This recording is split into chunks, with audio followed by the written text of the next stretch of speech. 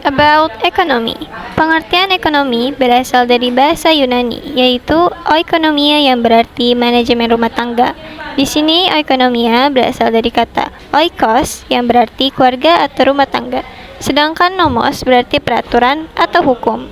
Pengertian ekonomi lainnya menurut pendapat kami adalah suatu ilmu pengetahuan tentang bagaimana sistem kerja suatu keuangan atau perekonomian dalam hidup masyarakat yang meluas. Pembagian ilmu ekonomi. 1. Ilmu deskriptif. Analisis ekonomi yang menggambarkan keadaan ekonomi dalam suatu lingkungan masyarakat berdasarkan fakta dalam perekonomian. 2. Teori ekonomi teori.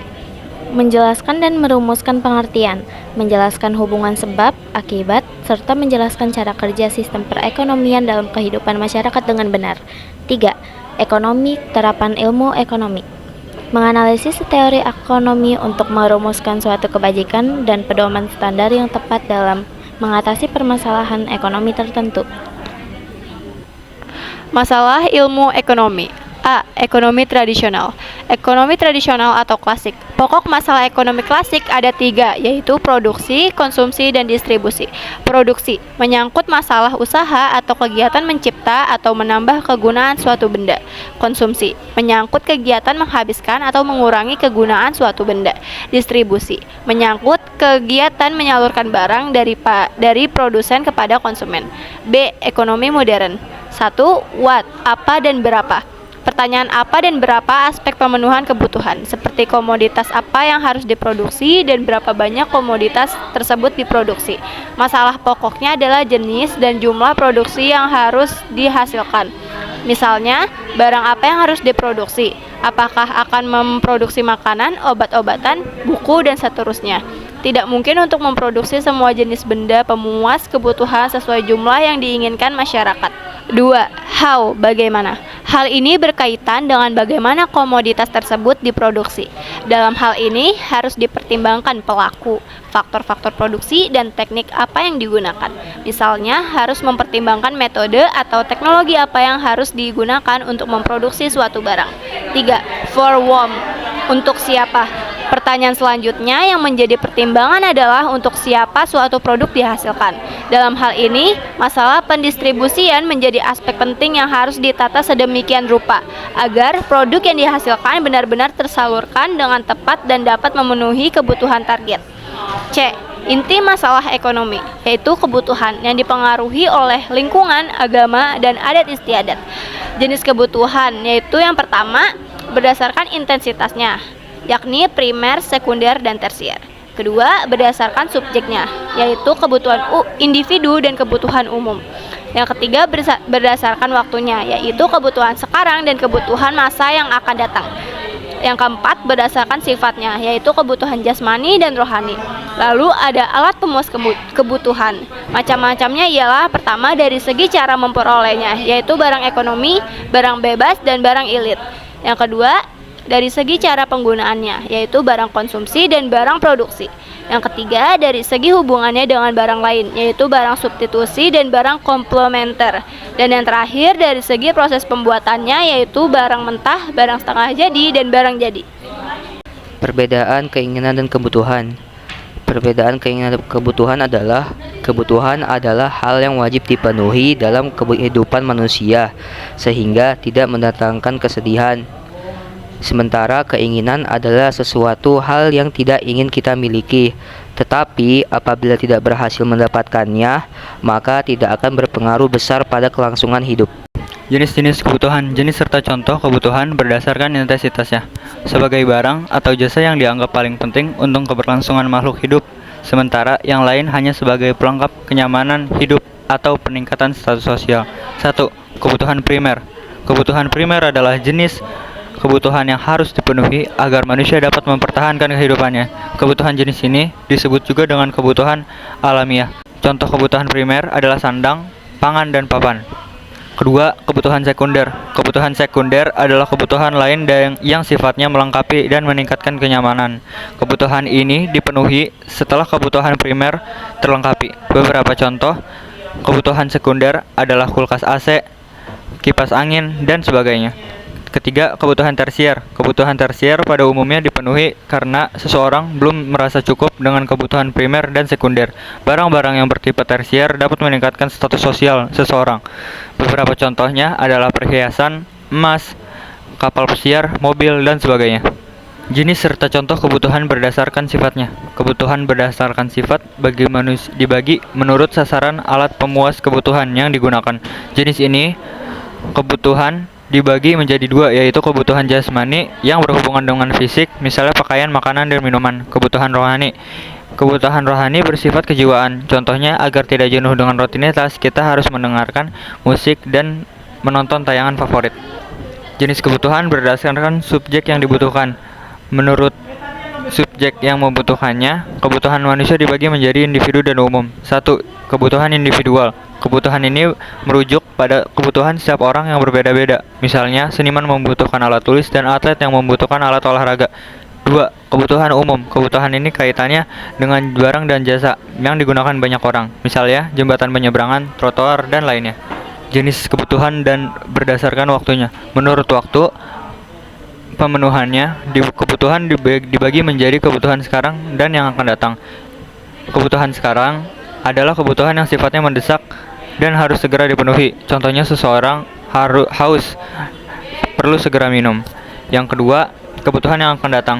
Kebutuhan yang akan datang adalah yang sifatnya tidak mendesak dan bisa ditunda hingga waktu yang ditentukan. Kebutuhan ini juga berkaitan dengan persediaan atau persiapan untuk masa yang akan datang. Misalnya, seseorang menabung untuk masa pensiun atau berkreasi dengan teman-temannya. Alat pemuas kebutuhan berdasarkan cara memperoleh dibagi menjadi dua, yaitu 1. Barang bebas. Jenis barang ini adalah benda atau alat yang bisa diperoleh tanpa pengorbanan. Barang ini tersedia secara melimpah dan tiap orang bisa menggunakannya dengan bebas. Contoh, air, udara, dan sinar matahari. 2. Barang ekonomi. Jenis benda ini sifatnya terbatas. Untuk mendapatkannya harus dilakukan pengorbanan. Contohnya seperti sepatu, tas, kendaraan, buku tulis, pensil, laptop, gadget, makanan, serta minuman. Alat pemuas kebutuhan berdasarkan kegunaannya dibagi menjadi dua, yaitu 1. Barang konsumsi. Jenis barang ini adalah jenis yang sudah jadi dan bisa langsung digunakan manusia untuk memenuhi kebutuhannya. Sebagai contoh, laptop, buku tulis, pakaian, sepatu, tas, lemari, kipas angin, AC, dan sepeda. 2. Barang modal. Alat pemuas kebutuhan ini merupakan barang yang dimanfaatkan dalam proses produksi untuk menghasilkan barang lainnya, misal peralatan dapur, mesin jahit, dan komputer.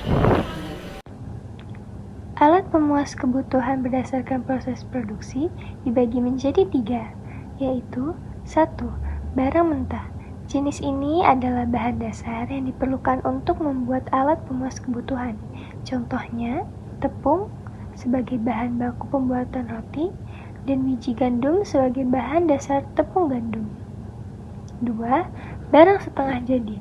Jenis barang ini dihasilkan dari pengolahan barang mentah, tetapi belum bisa digunakan sepenuhnya karena harus melewati serangkaian proses lebih lanjut.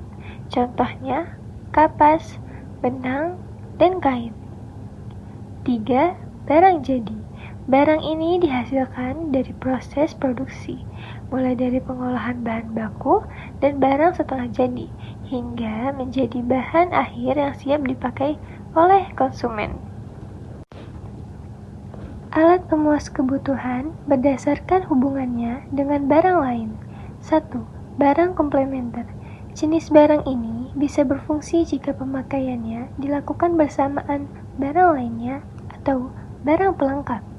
Contohnya, pasta gigi dan sikat gigi, gas dan kompor, mobil dan bensin, serta kaos kaki dan sepatu.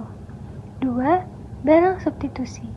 Alat pemuas kebutuhan ini mencakup barang yang fungsinya bisa digantikan dengan barang lainnya. Bisa terjadi pada barang yang sama tetapi berbeda merek.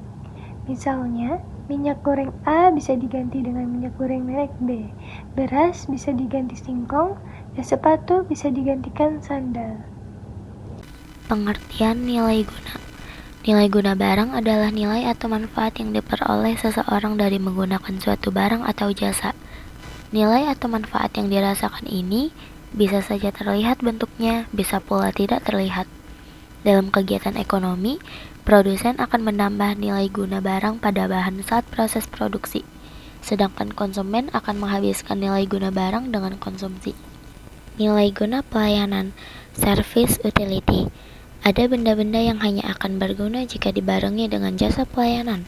Contohnya adalah televisi dan radio. Televisi dan radio hanya akan berguna jika ada orang-orang yang melakukan penyiaran. Contoh lainnya adalah becak. Becak yang akan berguna jika ada jasa tukang becak. Nilai guna tempat, place utility. Barang-barang tertentu memberikan manfaat yang lebih besar jika berada di tempat yang tepat. Contohnya jaket tebal lebih berguna untuk orang-orang yang tinggal di pegunungan atau wilayah bersalju. Contoh lainnya adalah pasir akan meningkat nilai gunanya ketika berada di toko bangunan daripada ketika masih belum diolah dan berada di alam. Nilai guna waktu, time utility. Nilai guna waktu adalah perubahan manfaat barang pada waktu-waktu tertentu. Contohnya saat musim hujan, nilai guna jas hujan akan menjadi lebih tinggi dibandingkan musim panas. Begitu pula, nilai guna tempat wisata akan menjadi lebih tinggi pada masa libur sekolah dibanding hari biasa. Nilai guna bentuk, form utility. Nilai guna bentuk adalah manfaat yang bertambah dari suatu barang setelah berubah bentuknya. Contohnya, balok kayu atau kayu gelondongan yang sudah diolah menjadi meja dan kursi memiliki nilai guna yang lebih tinggi. Contoh lainnya adalah gulungan kain yang diolah menjadi pakaian dan tanah liat yang diolah menjadi batu bata. Nilai guna dasar, elemen utility. Nilai guna dasar adalah manfaat yang melekat pada bahan mentah dari suatu barang. Contohnya, beras memiliki nilai guna dasar sebagai makanan pokok bagi sebagian besar masyarakat Indonesia. Contoh lainnya, minyak bumi memiliki nilai guna dasar sebagai sumber energi dan bahan bakar.